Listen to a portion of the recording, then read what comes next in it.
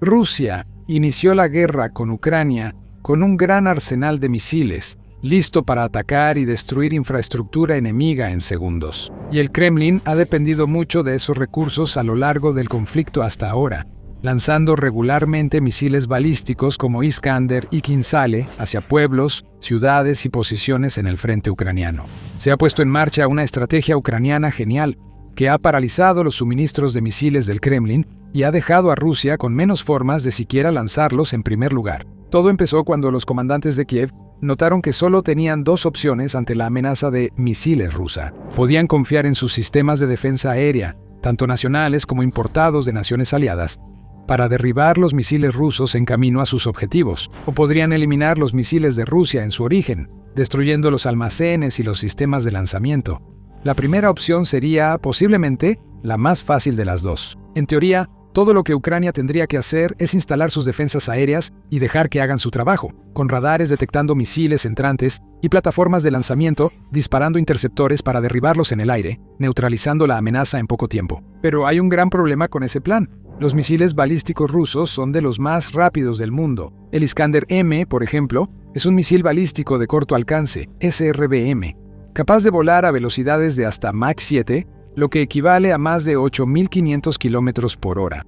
Al confiar en una combinación de sistemas de navegación inercial, INS, sistemas globales de navegación por satélite, GLONASS, y tecnología de coincidencia de contornos del terreno, estos misiles surcan los cielos y alcanzan sus objetivos con niveles de precisión notables. Y ha habido innumerables casos confirmados de ataques con Iskander en territorio ucraniano, desde el mismo inicio de la guerra, cuando Rusia lanzó múltiples misiles Iskander sobre la frontera y hacia Ucrania como parte de su asalto inicial. Desde esas primeras etapas, los Iskander se han utilizado para eliminar sistemas de defensa aérea ucranianos, helicópteros y aviones de combate, además de causar graves daños tanto a la infraestructura militar como civil. De hecho, aunque las declaraciones y estadísticas oficiales de Rusia siempre deben tomarse con mucha cautela, el Ministerio de Defensa del país afirmó, a principios de 2025, haber destruido más de 1.400 objetivos de alto valor solo con los Iskander-M.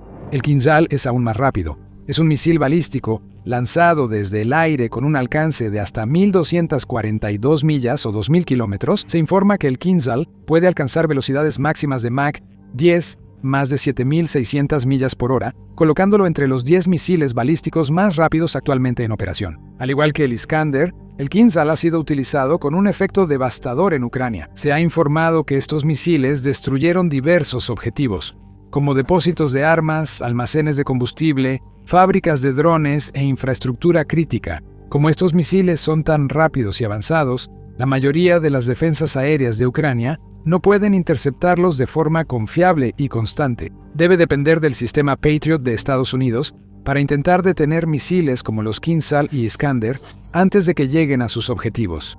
Desafortunadamente, Ucrania no tiene suficientes de estos sistemas para cubrir todo el país. Un problema aún mayor es la falta de misiles PAC-3, que son los que utiliza el Patriot. Estos misiles no solo escasean en Ucrania, sino en todo el mundo, ya que solo se producen entre 600 y 700 cada año, y Ucrania no es el único país que los quiere. Numerosos otros países han hecho sus propios pedidos de misiles PAC-3 y cada uno vale más de $3 millones, lo que hace especialmente difícil para Kiev adquirir la cantidad suficiente de interceptores que necesita para resistir los intensos ataques aéreos de Rusia. Un informe de marzo de 2026 reveló que Ucrania solo ha recibido alrededor de 600 de estos misiles durante toda la guerra. Esto fue confirmado por Dmytro Litvin, uno de los asesores cercanos del presidente ucraniano Volodymyr Zelensky. Simplemente no es suficiente. En un mundo ideal, Ucrania necesitaría varios cientos de PAC-3 cada año para poder derribar la mayoría, si no es que todos, los misiles balísticos de Rusia. Pero este no es un mundo ideal, y con existencias limitadas, Ucrania tiene que usar sus sistemas Patriot con moderación. Debe depender de otras defensas aéreas para enfrentar amenazas aéreas que son más fáciles de interceptar, como drones y misiles de crucero, y solo disparar PAC-3 en casos específicos cuando hay una alta probabilidad de detener realmente un Iskander o un Kinzhal balístico. Aún así, sin suficientes PAC-3 llegando cada año, Ucrania simplemente no puede esperar contrarrestar todos los ataques de Rusia. Por eso sus comandantes debieron usar otra estrategia. Una estrategia más inteligente, más eficiente y más devastadora, enfocada en debilitar toda la capacidad de lanzamiento de misiles de Rusia. La lógica era sólida. Si Rusia tuviera reservas más pequeñas y menos plataformas de lanzamiento, no podría disparar tantos misiles balísticos hacia los pueblos y ciudades ucranianas. Menos misiles en el aire significa que el nivel general de amenaza aérea de Rusia disminuye, con menos riesgo de daños y bajas que Ucrania tendría que soportar. Sin embargo, aunque este plan parece sencillo sobre el papel, fue inmensamente complicado de llevar a cabo. Esto implicó que Ucrania tuviera que averiguar dónde se almacenaban los misiles de Rusia, dónde estaban posicionados sus lanzadores y dónde se ensamblaban sus componentes clave, como los chipsets y los sistemas de guía. Una vez que tenía esos datos, entonces tenía que planear y ejecutar ataques de precisión en esos lugares, usando sus propios drones y misiles para causar el mayor daño posible a los recursos e infraestructura del enemigo. Afortunadamente, Ucrania ahora ha acumulado años de experiencia en el dominio del arte de la guerra con drones y en la organización de ataques en profundidad de gran impacto en territorio ruso. Tiene un historial comprobado en este campo, y con cada año que pasa se ven más y más ataques exitosos a bases enemigas, refinerías, centros logísticos, aeródromos y otros lugares críticos. Y en 2025, las Fuerzas Armadas ucranianas hicieron de esto una de sus principales prioridades: buscar y destruir los sitios de misiles más importantes de Rusia por cualquier medio necesario. Para limitar la efectividad del Iskander-M, Ucrania tuvo que enfocarse en encontrar y eliminar los sistemas móviles terrestres que se usan más comúnmente para lanzar estos misiles. Como estos lanzadores siempre se mueven, es difícil localizar su ubicación exacta. Rusia los reposiciona frecuentemente, moviendo un sistema, lanzando misiles y cambiando de ubicación antes de que el enemigo reaccione. Además, con un alcance de hasta 310 millas o 500 kilómetros, Rusia ni siquiera necesita posicionar sus lanzadores Iskander cerca de las fronteras de Ucrania. Puede mantenerlos bastante adentro de su propio territorio, fuera del alcance de muchos misiles ucranianos y otras municiones. Para algunas fuerzas militares, sería una tarea casi imposible encontrar y destruir estos sistemas, pero no para Ucrania. Pacientemente, sus equipos observaron y esperaron, sabiendo que eventualmente Rusia cometería un error, y cuando eso sucediera, Ucrania estaría lista para atacar. En junio de 2025, ese momento llegó. El Estado Mayor de las Fuerzas Armadas de Ucrania informó de un ataque exitoso contra varios lanzadores de misiles Iskander en la región de Briansk, Rusia. Los equipos de vigilancia ucranianos detectaron los sistemas cerca de Klinsy. Se cree que estaban siendo preparados para un ataque contra una ciudad ucraniana, probablemente la capital, Kiev, ya que estaban posicionados bastante cerca de la frontera del país.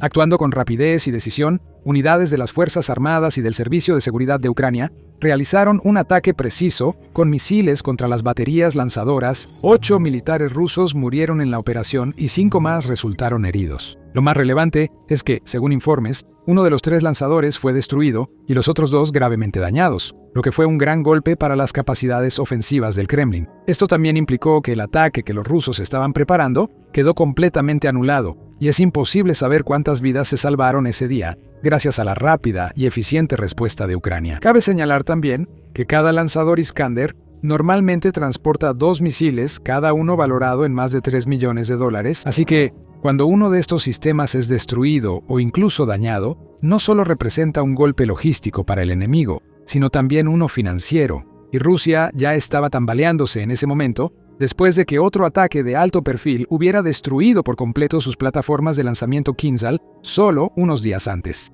Pero antes de que analicemos eso más a fondo, esto no es todo, así que si The Military Show te está resultando útil, no olvides suscribirte. Los Iskander-M se lanzan desde tierra, mientras que los Kinzhal operan de forma diferente. Estos entran en la categoría de misiles balísticos lanzados desde el aire, lo que significa que deben ser disparados desde aeronaves, incluyendo interceptores MiG-31 y bombarderos de ataque de largo alcance Tu-22M. Las operaciones de inteligencia ucranianas descubrieron que una gran cantidad de Tu-22M estaban almacenados en varios aeródromos en toda Rusia, algunos de ellos a cientos o incluso miles de millas de la frontera con Ucrania. Si Ucrania lograra dañar, inutilizar o incluso destruir algunos de esos bombarderos, limitaría mucho la capacidad enemiga de lanzar Kinzhal en el futuro previsible. Una operación tan compleja sería sumamente difícil de realizar, requiriendo meses o incluso años de planeación y gran atención a los detalles más pequeños. Un contratiempo podía arruinar incluso el plan más cuidado, y Ucrania sabía que probablemente solo tenía una oportunidad para que el ataque funcionara. Los equipos de inteligencia y comandantes de Ucrania actuaron como siempre en la guerra, sin apresurarse ni entrar en pánico. Esperaron su momento, desarrollando una estrategia que les diera la mejor oportunidad de éxito. Requirió más de un año de preparación, pero el 1 de junio de 2025, la espera valió la pena.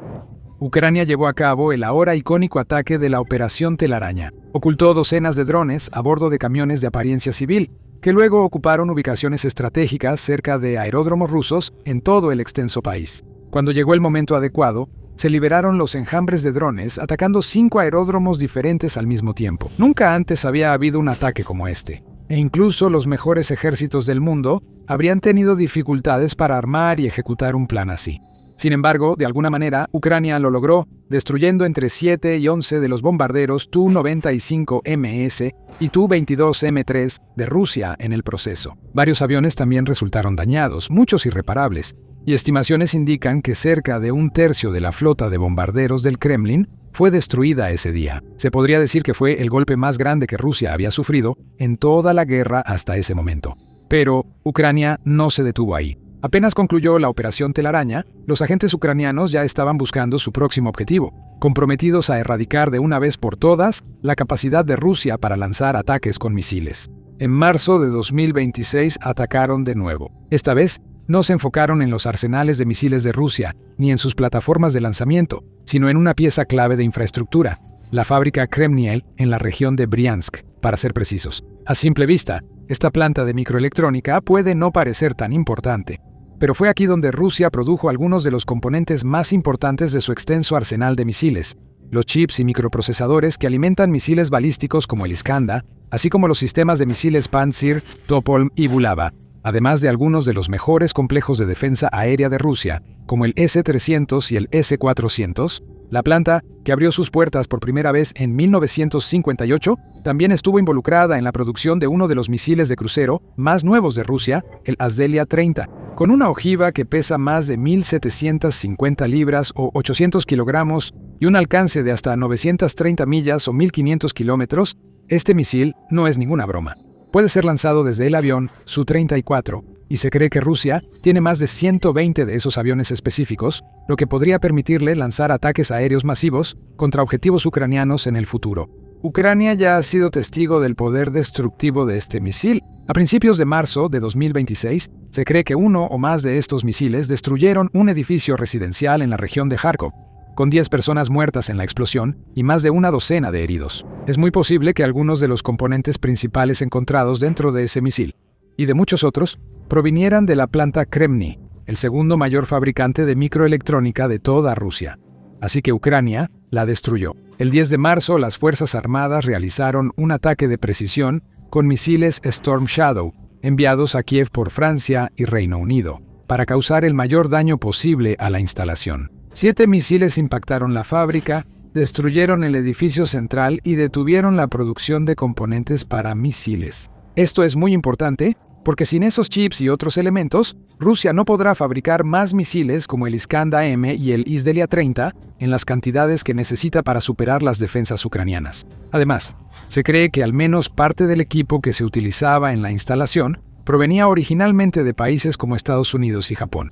Parte de ese equipo tenía décadas de antigüedad, y como Estados Unidos y Japón no quieren hacer negocios con Rusia, el Kremlin enfrenta una tarea imposible para reemplazarlo y reactivar la fábrica. Otros lugares que podrían ayudar, como Taiwán, líder mundial en microelectrónica, tampoco quieren ayudar a Rusia, dejando a Moscú con más problemas y sin soluciones claras. Como resultado, podría tomar años para que Rusia reconstruya esta instalación y restaure su capacidad de producción original. Mientras tanto, quizá deba recurrir a medidas más drásticas y desesperadas, como el contrabando de chips del extranjero para mantener su programa de misiles. Aún así, le será difícil fabricar misiles como los Iskander en las cantidades que podía antes. Eso es positivo para Ucrania, ya que facilitará planear próximos movimientos, incluyendo posibles ataques a otras plantas, plataformas de lanzamiento o depósitos de municiones en regiones de Rusia. Las fuerzas de Kiev han demostrado que pueden atacar a Rusia en cualquier momento y lugar. Mientras las capacidades de ataque de Rusia se debilitan, las de Ucrania se fortalecen.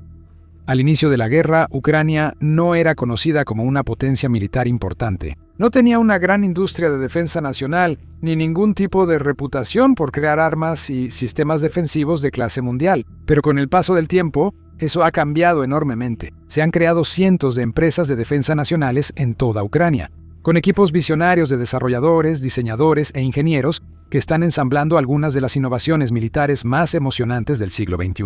Firepoint es una de esas empresas. Fundada al inicio de la guerra, Firepoint fabricó drones de ataque de largo y mediano alcance que se volvieron de los vehículos aéreos no tripulados más usados por las Fuerzas Armadas ucranianas, participando en más del 50% de las misiones de ataque del país. Luego, Firepoint fue más allá, desarrollando el Flamingo, un misil de crucero de largo alcance con una carga útil de 2.500 libras o 1.150 kilogramos, a velocidades de hasta 560 millas por hora o 900 kilómetros por hora, capaz de cubrir distancias de alrededor de 1.850 millas o 3.000 kilómetros.